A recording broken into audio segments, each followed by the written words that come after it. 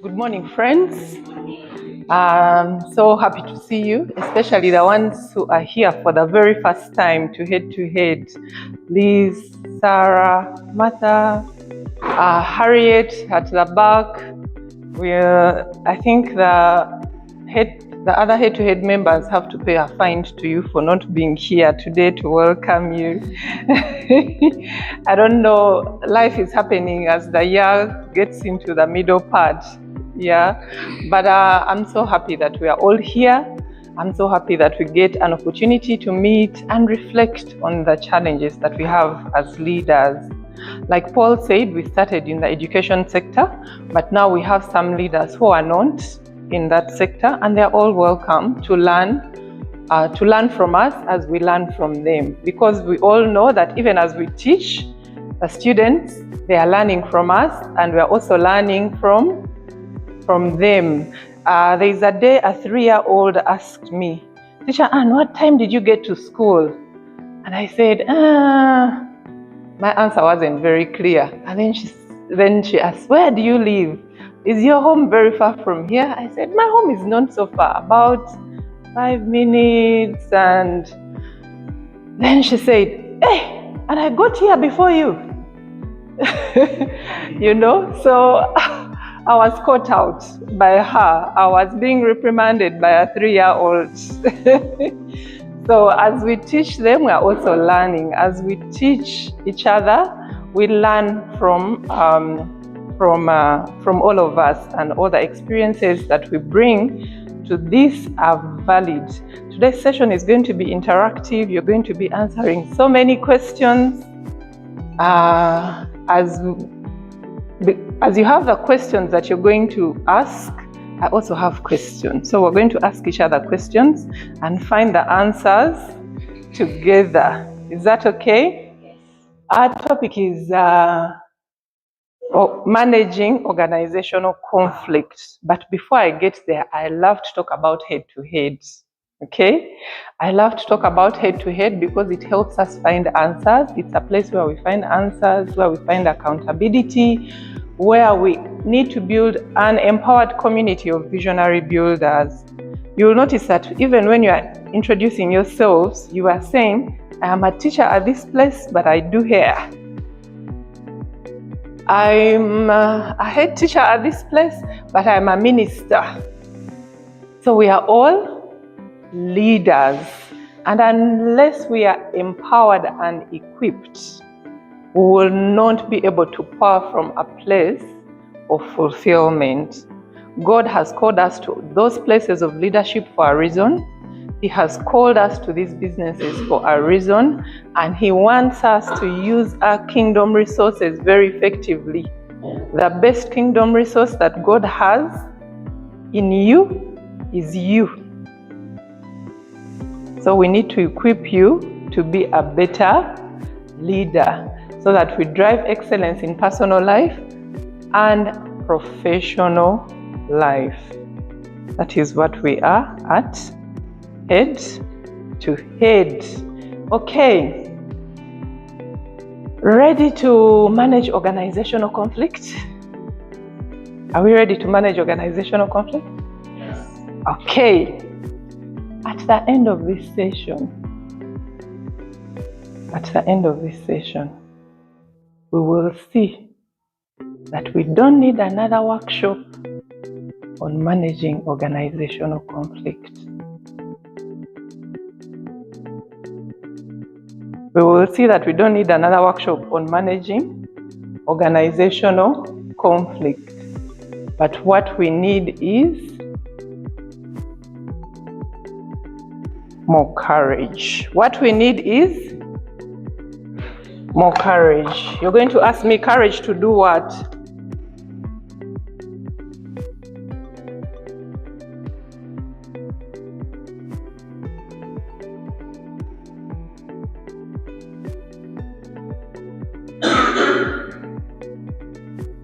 More courage.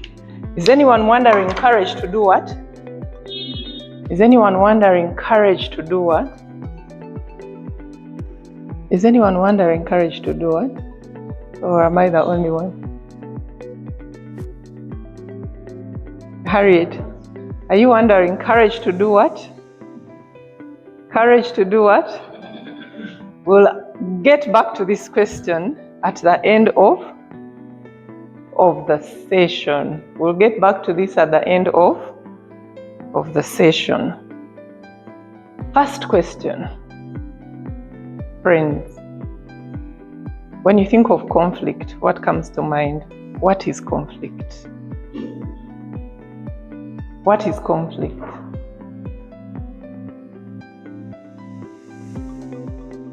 What is conflict? We want to write down some definitions of conflict.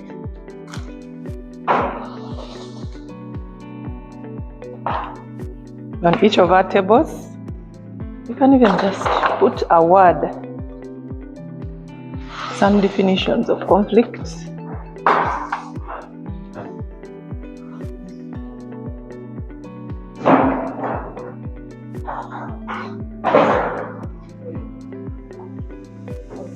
What is conflict?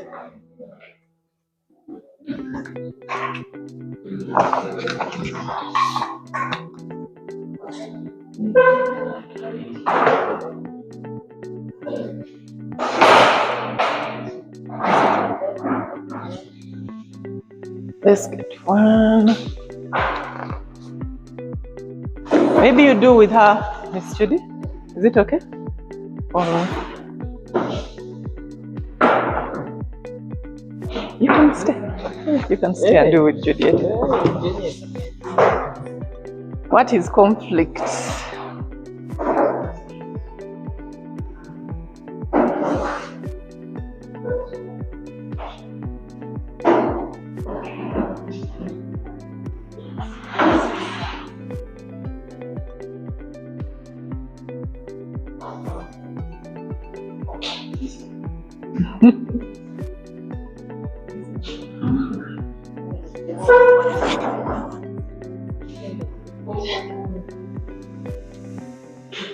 Hello, you're welcome.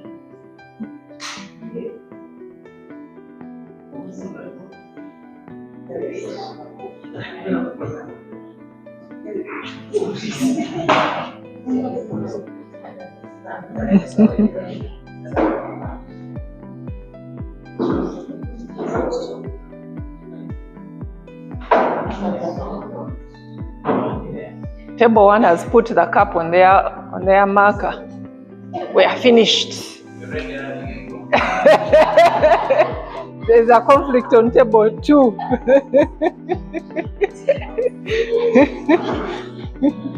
There's already a conflict on table 2.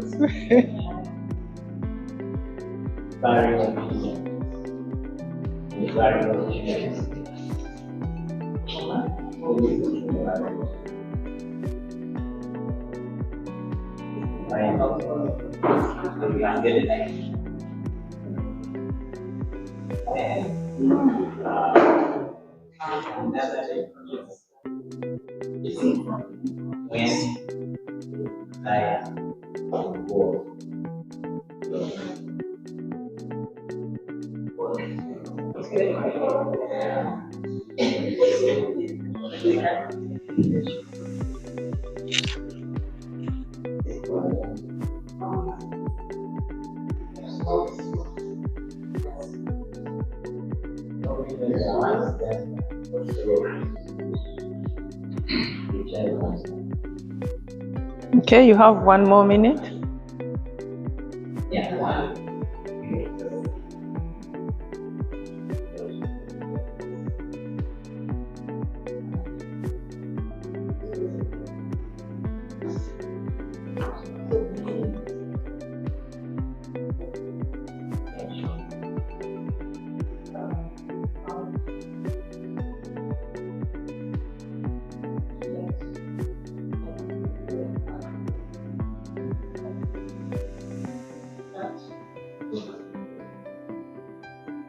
Table 4 has also closed. Table 2, are we still in conflict? Table 3? Okay. In 10 seconds, we are going to share what conflict is. All right, who is going first? Table 4, please share what is conflict. Good morning.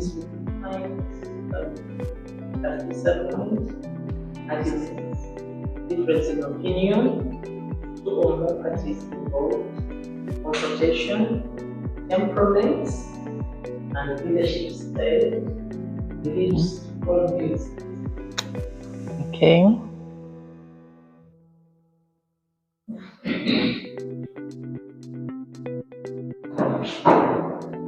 We have heard what conflict is from table 4. Let's clap for them. Who is going next? Table 3. Yes, please.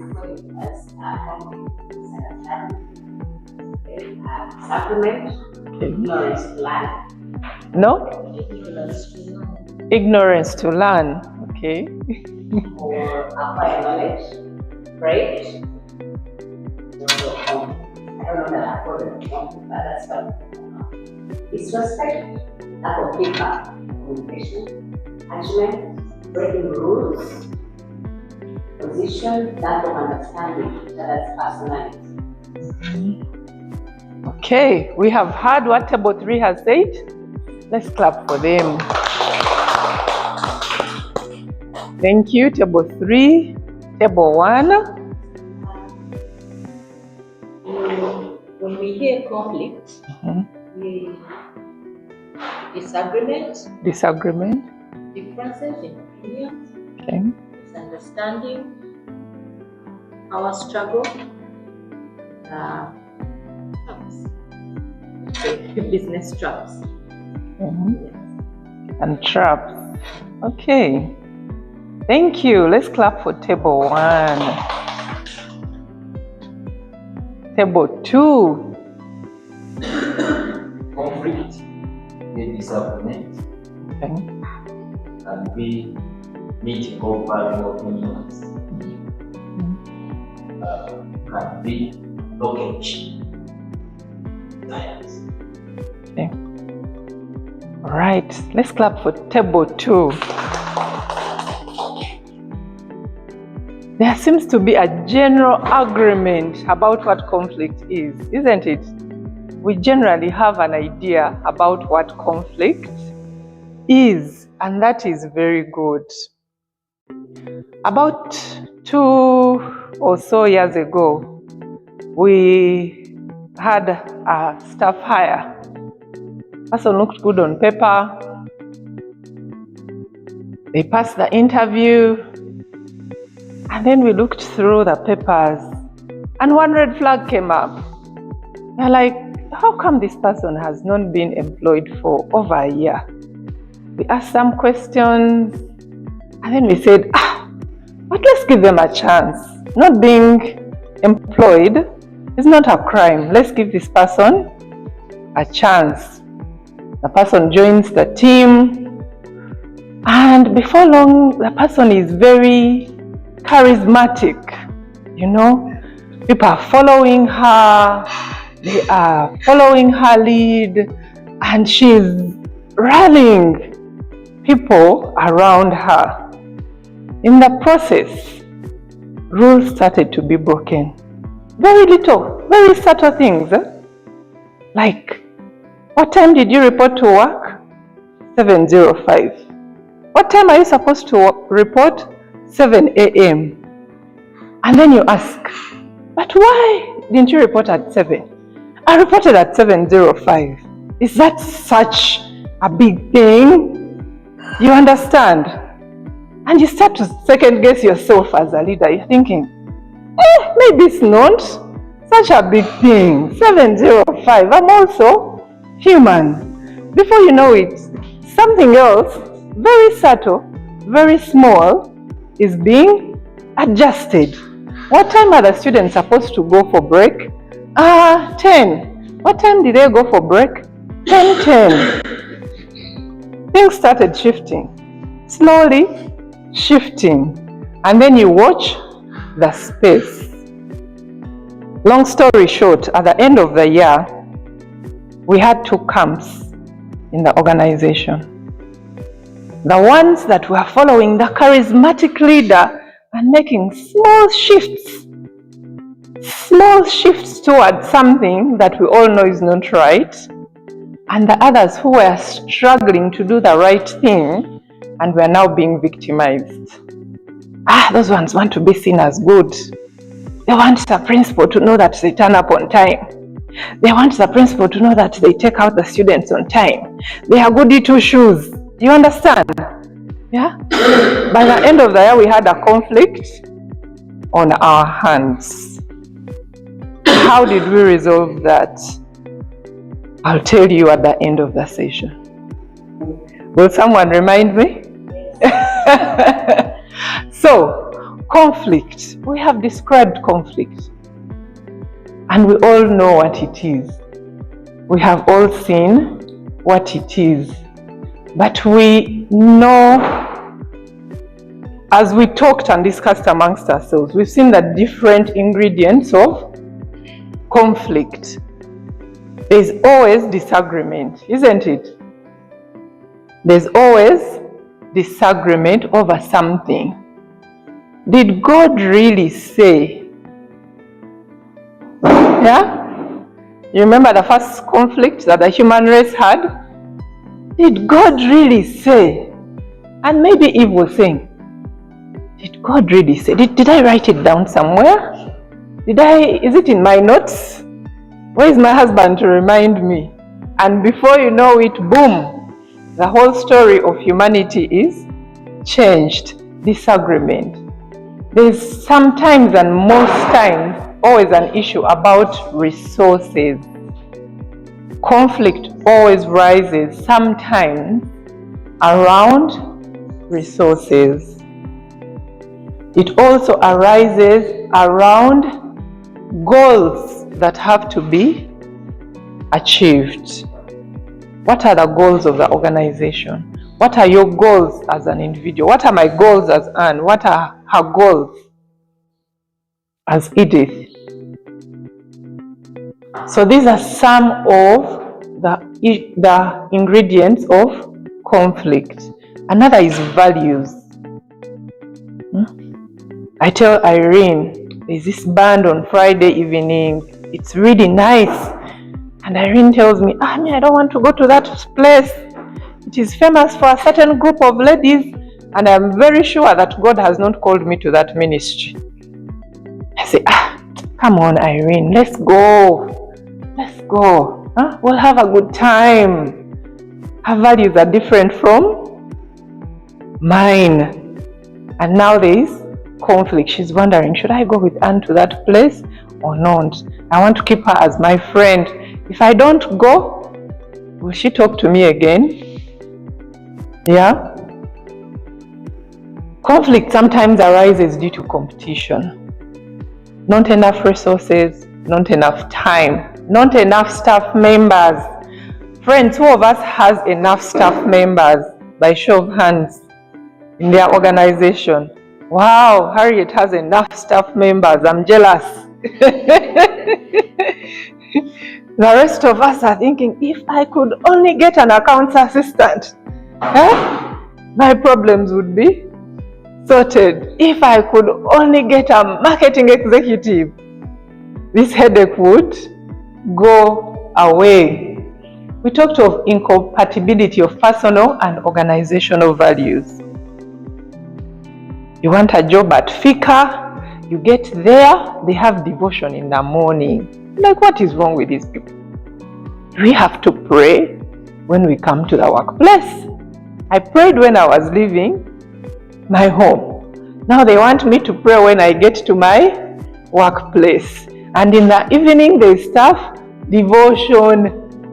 My values are not me and God. We understand each other, but not that way. Yeah? But I want this job. I want this job at Fika. I want this job at Mr. Kato's school. And yet he's telling me that I have to keep time. He's telling me that I have to be respectful to the parents. From here, I'm a Muchiga. I give it to you as I see it. Huh? If your child is not smart when you bring them in the morning, I will give the parent a piece of my mind and I'll give the child a piece of my mind. Now Mr. Kato is telling me differently. Friends, we have two Mr. Katos in the house. There's one over there and there's one over there from two different institutions, and now they're wondering who of them is Anne talking about. Is she talking about me? Yeah? Then poor communication. Poor communication can also bring us conflict. You tell somebody, please, I want you to give me a report of the meeting. And this person is new, they don't understand what a report looks like. Before you know it, you haven't communicated, you haven't given them let me see if you remember session 1. You haven't given them the definition of done. Huh? You haven't given them the definition of done. Yeah? For our new friends, we have something called the definition of done. When you're supervising people, give them a definition of done. Don't tell them that I want this room set up. That is poor communication. Give them a definition of done that says the screen should be working, the power extension cables should be in place, there should be manila papers, there should be 20 chairs, there should be 3 tables. That's a definition of done. When you're supervising people, you don't tell them set up the room, because set up the room could be anything. They'll put for you chairs, church style, and then you'll turn up in the morning. Martha, you're the supervisor. You say, what is wrong with this girl? I told her to set up the room. But your definition of done for setting up the room is different from her definition of done. So poor communication, interdependence of work. We all know that our work depends on the others. The marketing officer depends on the accountant, depends on the principal, depends on the head of the organization. So if we are not communicating well, if we are not working well, we'll have conflict. Our individual styles and personalities also cause conflict. Yeah?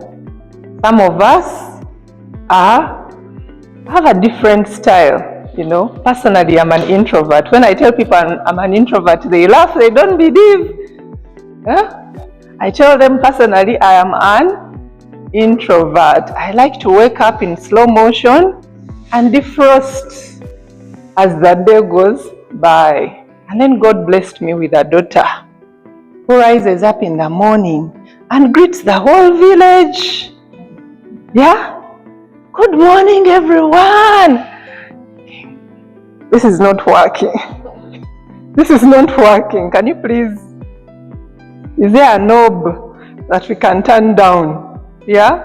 But our personalities also show in the way that we lead. Sometimes we don't want to relate with the people that are different to us.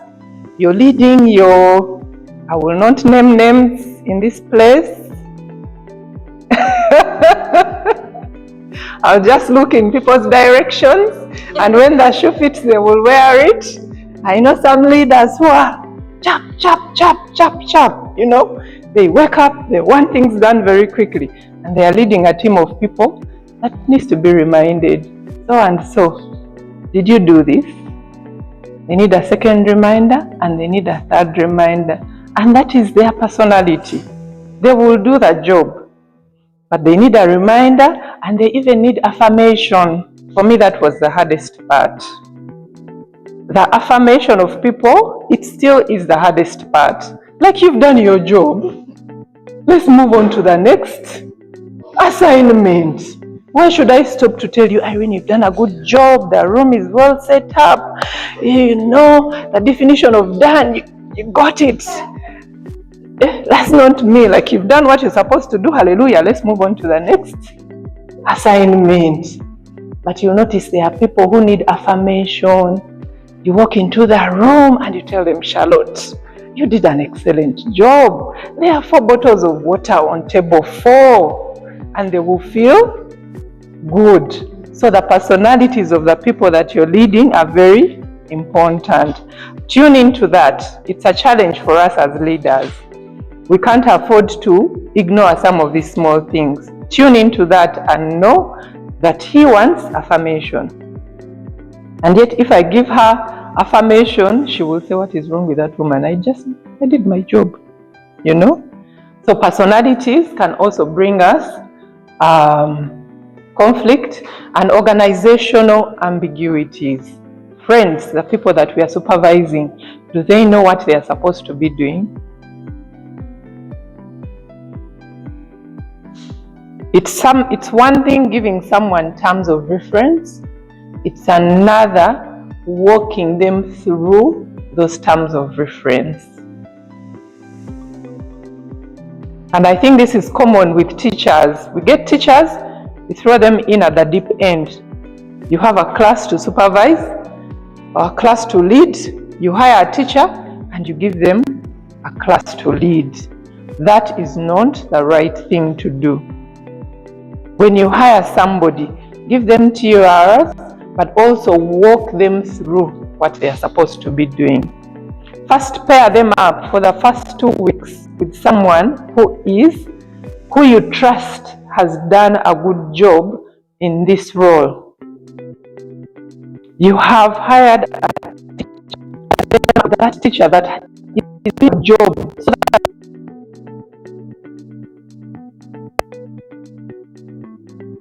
they pick up the culture of the school, they pick up the pace, they ask questions. They cannot come to you and ask you questions.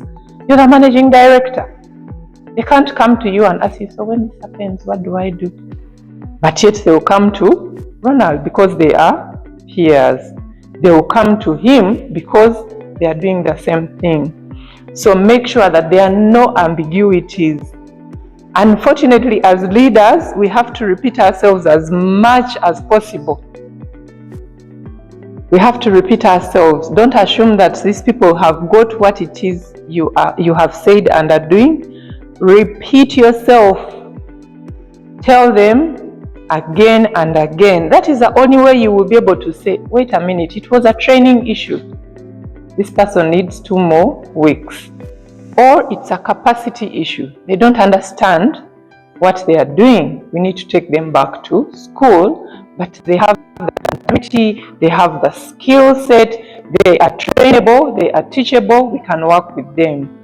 What are your values as a school? What are your values as an organization? What are those things? Remember the last session we looked at strategic planning, and one of the things was values.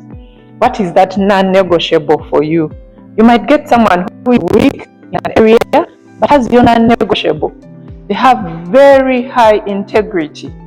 You don't want to lose this person just because they are missing out on some learning center check issues, or just because they are missing out on some book accounting balancing thing. So reduce organizational ambiguities and train people to do the work that they are supposed to be doing. Are we still together? Are we still friends?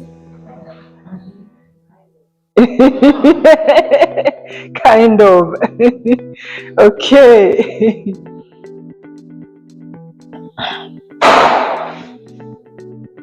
There are various types of conflicts. Today we are going to focus on organizational conflict, but there is also table 4. One of the things you said, that there has to be 2 or more people involved in a conflict, and I want us to think through this together, because when they said it, when table 4 said there has to be 2 or more people involved in a conflict, I said, okay, I hadn't thought of that. So let's think together. Does there have to be 2 or more people involved in a conflict? It takes 2 to tango. Okay. Yes, Harriet, then Martha. Sorry? If you say it is organization. If you say, okay.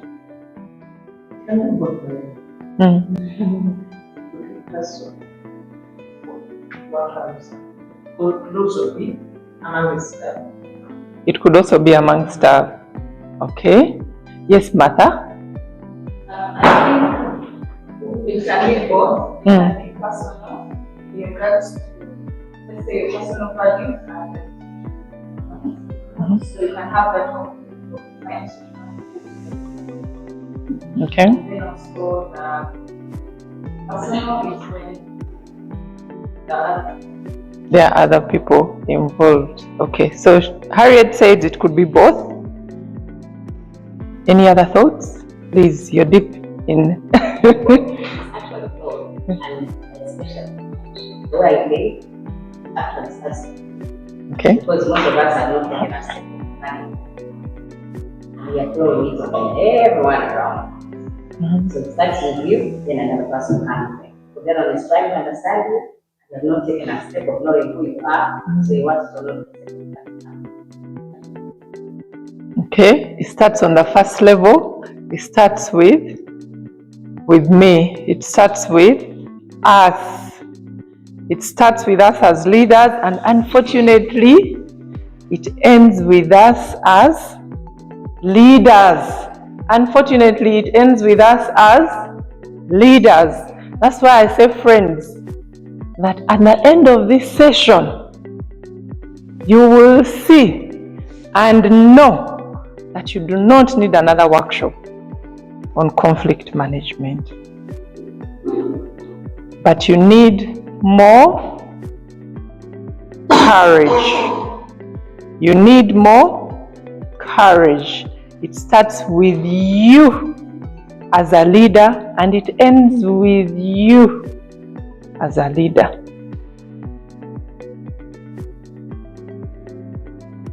In that position where you are a leader. It starts with you and it ends with you. When my kids were young, they used to fight a lot, as all children do. I don't know, like you're in the same house, you're sharing the same resources.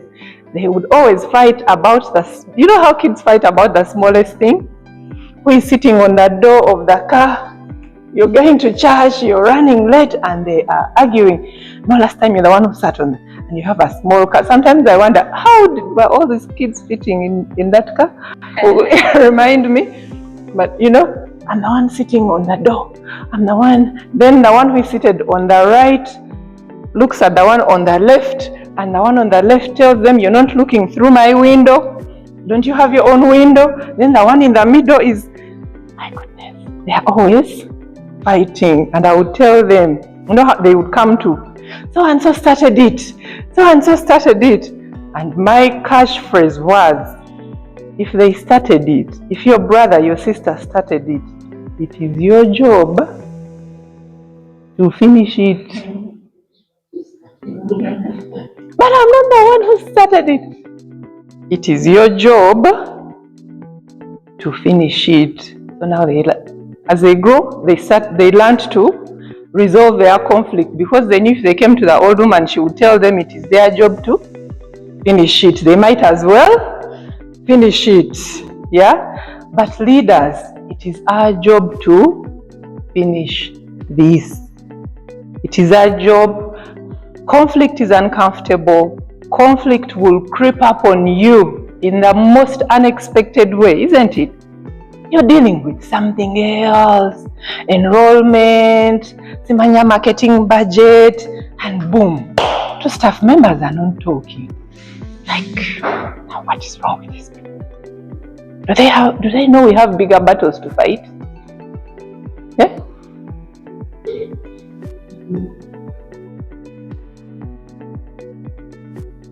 So it is inevitable. It will always be there. Sometimes it's Paul, you had something to say? Please share. Please stop me. I'm a teacher like most of us here. We talk a lot. If you have something to say, please stop me.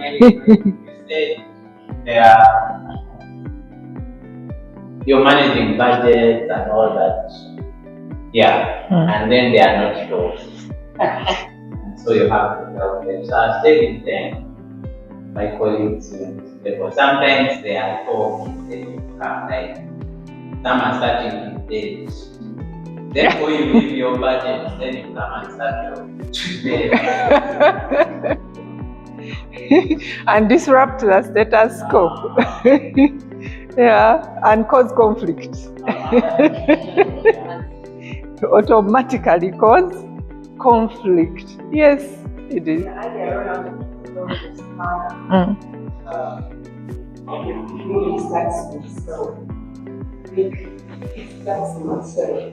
can give an example. By walking here and just eat like caramel, like in my head, it's too white. Now I'm already saying something in my head. I don't like what I'm seeing. I'm not sharing with anyone. Then before I know it, I start talking to someone. They put all colors. They chose white. Then I'm putting a mind at what can I get something from because you know it gets around. Yeah. But and everyone starts going. Most of the things you start getting down here, you're driving the car and there are two routes. In your head, you're the driver or the man driving. You are for you, you're thinking, I'm going to take this route. The way the guy is in your head, he is not driving. For her, she's thinking, we should take this route. All of you are thinking in your heads. Nobody is talking. Until when the driver chooses to take, and she's like, why didn't you go? So I think it should be just very I think it's okay. Now we start. It starts in our head. So these conflicts start with self. We need to start to think about it. Yeah. Share it. And you don't even have a solution to it. You've gone down. Your status that you are there. Yeah. That's when we get it. Hiring some of us who are having this thing that you have bought, or you have to buy something, back in your head, that's how we do that. Yeah. Some conflicts start, like some of them are intrapersonal, but some can be brought on you, isn't it? Some, especially in the organization. It could be competition from outside of the organization. It could be a staff member gets up and decides to leave. Yeah? You know, so and so, Martha is here to do this on Monday, and she sends you a text message on Sunday evening that she's not reporting to work on Monday. That has been brought on you, and you have to manage it as the person leading the organization. So it's a bit of both. The one that comes from outside and the one that we have as individuals. The one that is interpersonal amongst individuals, between me and Irene, you know, we can have differences that fail to get resolved over values, over resources, over issues, and then it becomes a conflict. It can be between groups where the management is against the rest of the staff, and that is also a big one in organizations, where it is us against them. Those people, you think they will listen to you? For them, their salaries are a certain level. They don't have time for you. So there could be conflict. That's why organizations have team building sessions. That is why you have sessions to understand each other, share information about what is going on. It could be among groups, you know, in your organization. It could even be among organizations where one church is fighting another church. Airtel is fighting MTN. or whatever. The example that that Edith gave of a couple in the car fighting about something is an interesting one, because when you've been married for a certain time, you're thinking there's no more conflict, and then something comes up and reminds you that there is no script for this marriage thing, even after so many years. Even after so many years. William, why are you laughing? You're not even married. Yeah? You're not even married, but funny enough, friends, I've been married for 27 years.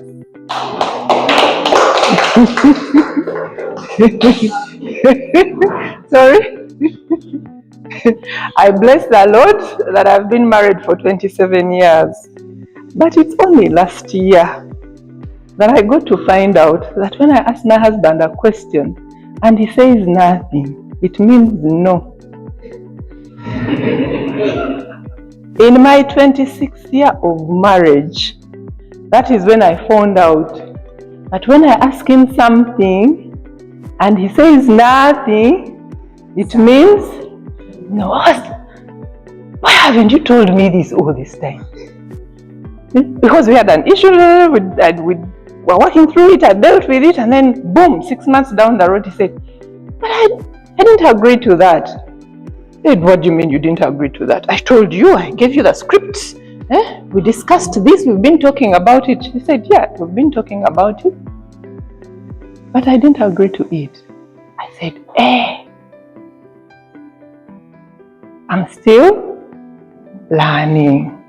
So conflict, but that's not organizational conflict. Is that organizational conflict?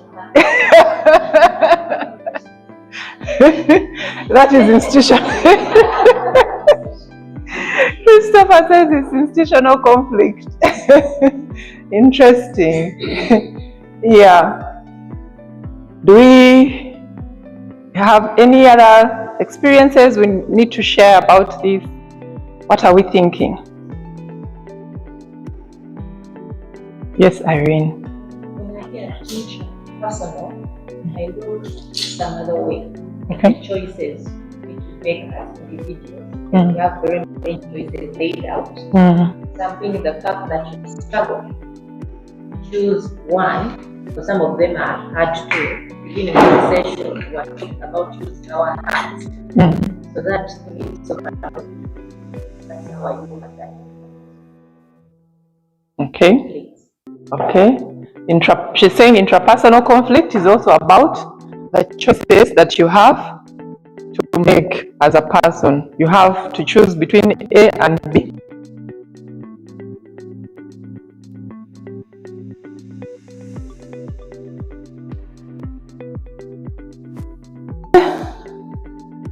Almost right. Because right and wrong is right and wrong. You're like, no? Huh?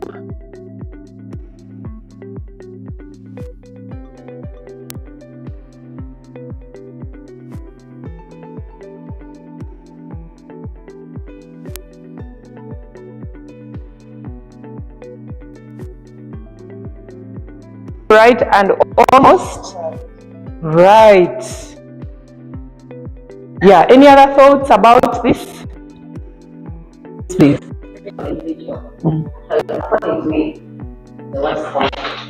Okay. And it's all brings in other people.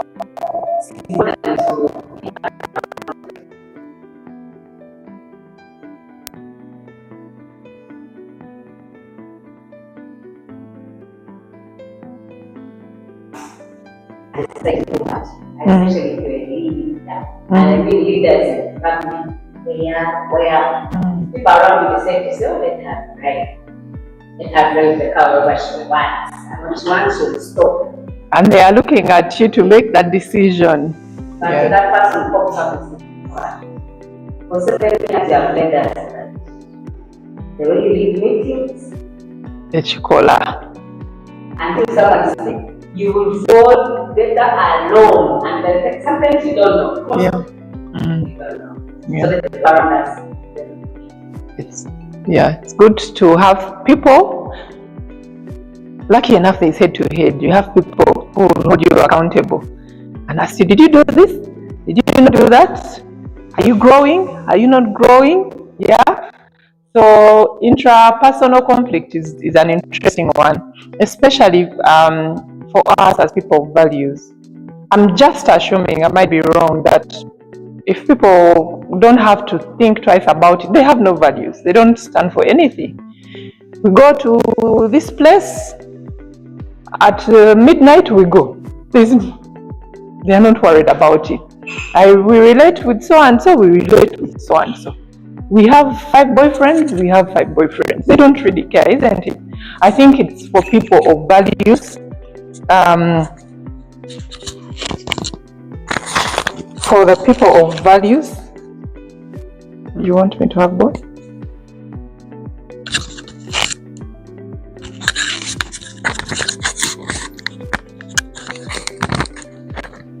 Where you know you're trying to stand for something, that's when it becomes hard. But it's also the same for organizations as leaders. What does the organization stand for? Friends, with this strategic planning and values, what does the organization stand for? Do we know what we stand for? And can we stand for it? Someone will come to you with a very good business proposal. And you say, this is it. This is what I've been waiting for. Where is that money coming from? Do you want that money in your business? Do you want to be associated with that person? Sometimes when I'm praying, I tell God, can you please not trust me too much? Because He brings you. Don't say these prayers. But there are tests that you get. And you're thinking, really, God? Did I have to go through these tests? You understand? But it's because you have these values. You stand for something. And God trusts you with something.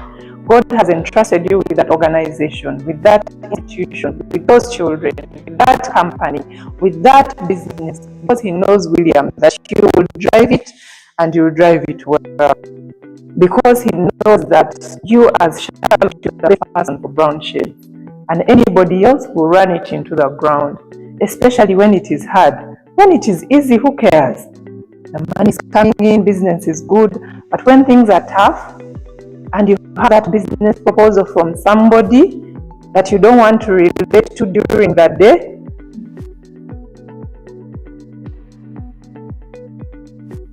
you know those people, you don't want to relate with them during that day, just at night when no one is looking. Those are the tests for us as people of values. You want them in your business? Mr. Kato. Both Mr. Katos. What kind of business partnership are you going to keep? Tough decisions. But with God on our side, we can manage as leaders, isn't it? Okay. Another question. What have you repeatedly believed about conflict? What is that thing that when you are walking into this room in the morning and you heard we are going to handle conflict management, you were holding on to it, and it was at the forefront of your mind, and you are telling yourself,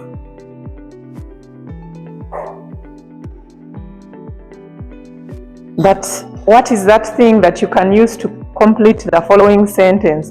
Conflict is ... What is that myth that you hold about conflict?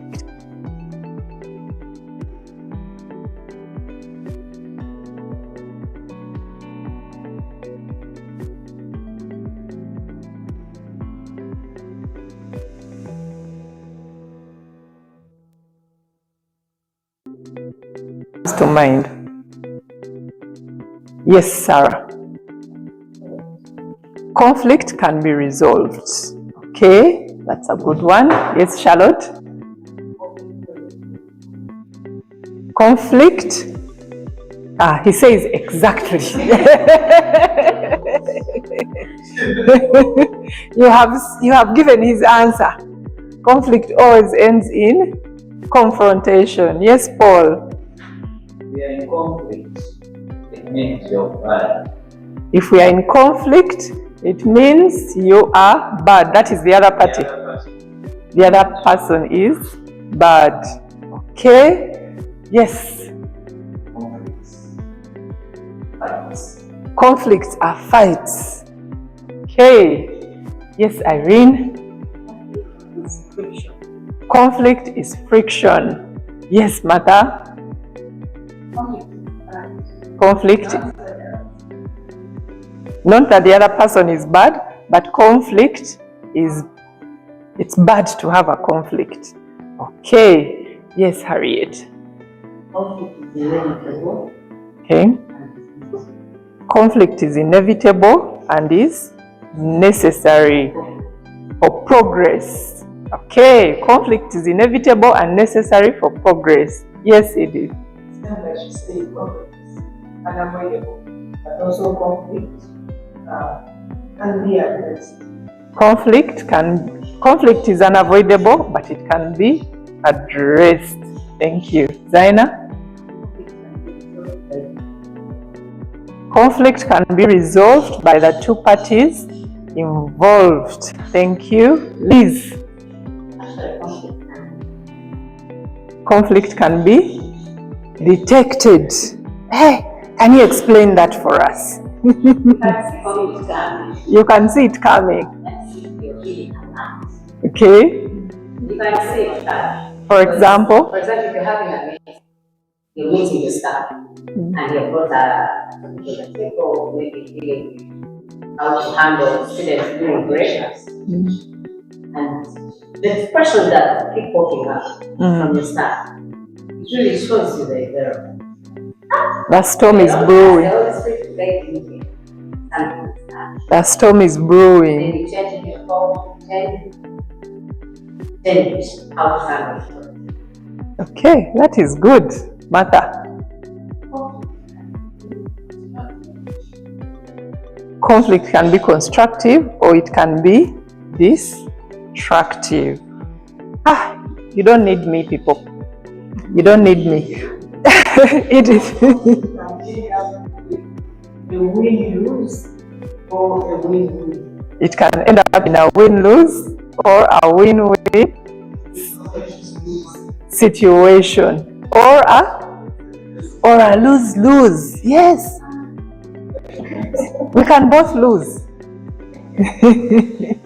We can both lose. So all those myths, whatever it is that you have said, is it true or false? Who wants to debunk their myth?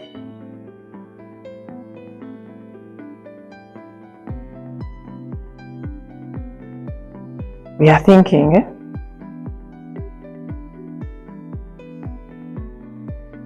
There are some views about conflict. Okay? We can add to them. The traditional view is that conflict is unnecessary and harmful for the organization. If everything aligns, if all the values are in place, we have the right staff, we have the right resources, we have the right people, each one has a DOD, then conflict is unnecessary. Why are we having conflict in this organization? I think sometimes as leaders, we wake up and we're thinking, I'll pray for 1 week where there is no conflict in the organization. The head teachers amongst us, those phone calls that you get from certain parents. And when you get a call from parent Anne, it's not going to be a good day.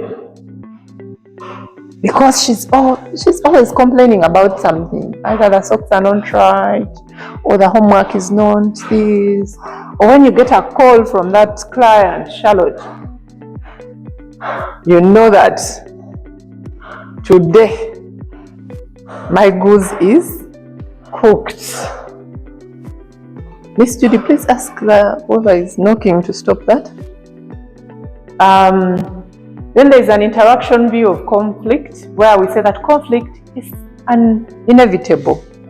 It's even necessary for the organization to grow. Sometimes we need conflict to move on to the next stage. That Gen Z that you are supervising, that has a different way of work and bringing you conflict, is most likely teaching you something.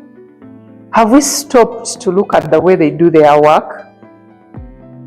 They do it differently from us. They hate signing in, they hate signing out.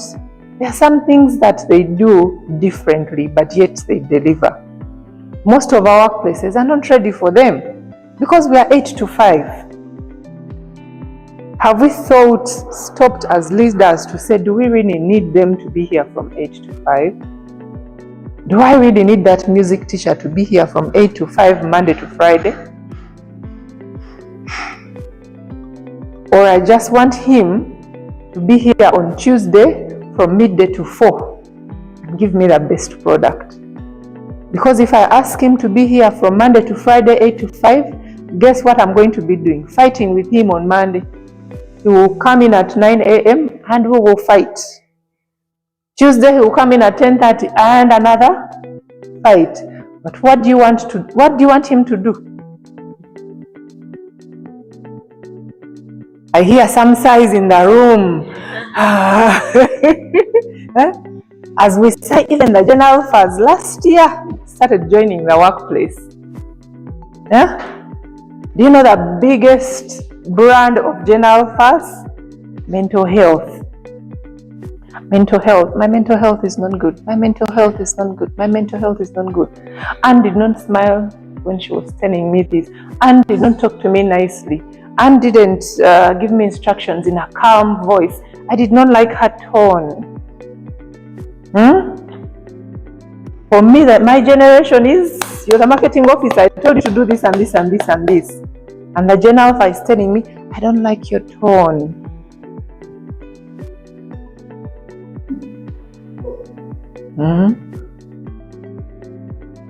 So I have to step back,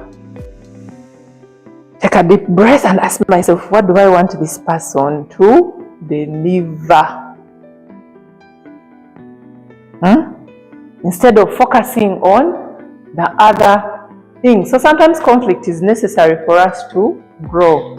Another view of it is that conflict is dysfunctional and impedes attainment of organizational goals. Is that true or false?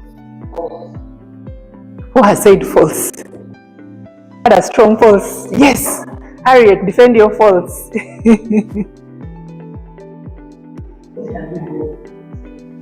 Okay. No problem. Defend your boss. We want to learn from each other.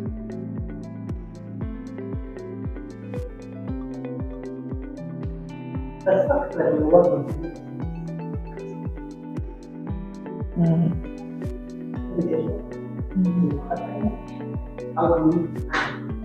Okay. A better place. I think it depends on how view it. How we view it and how we